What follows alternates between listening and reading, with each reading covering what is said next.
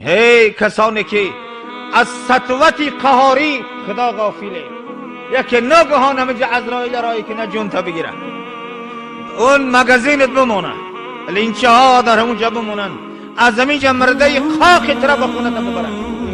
نمیترسی مگر؟ ایره اندیشه نداری؟ خیال میکنی که جان در اختیاری تو هی؟ خیال میکنی که تو قادری به جانت؟ خیال میکنی عزرائیل بیایه تو جان را دادن نمیتوانی؟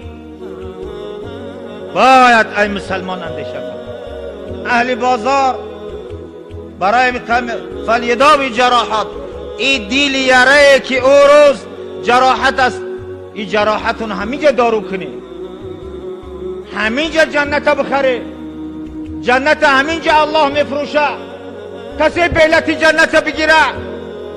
ان الله اشترى من المؤمنین انفسهم و اموالهم بان لهم الجنه.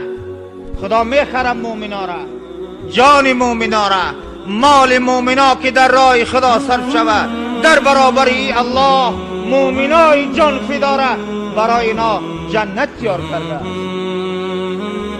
اینا باید اندیشه داشته باشند.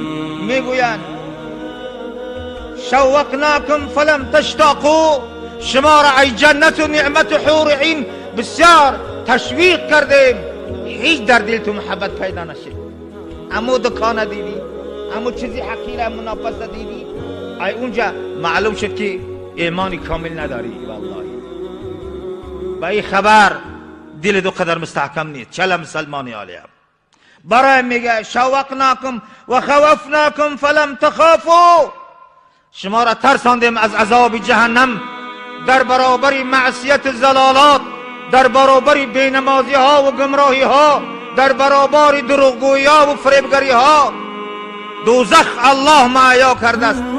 شما عالم دلای سنگ مرمر زنگ زدگی نترسیدید، اکنون چرا شما را من مهلت دادم؟ خدا میفرماید ولولا رجال خشع و صبیان رزع و بهائم رتع و شیوخ رکع لصب علیکم العذاب صبا.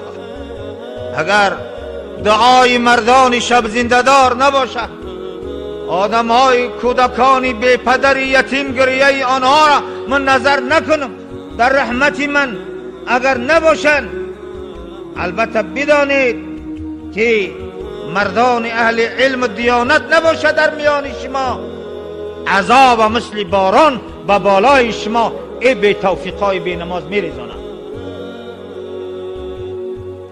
لیکن اینا هستند که من رحم میکنم. خداوند اینا هستند که من رحم میکنم. برای همین میگویم وقتی در یک مسلمانان در یک جا جمع میشوند، مذاکره علم میشود، در مسجد تفسیر قرآن میشود،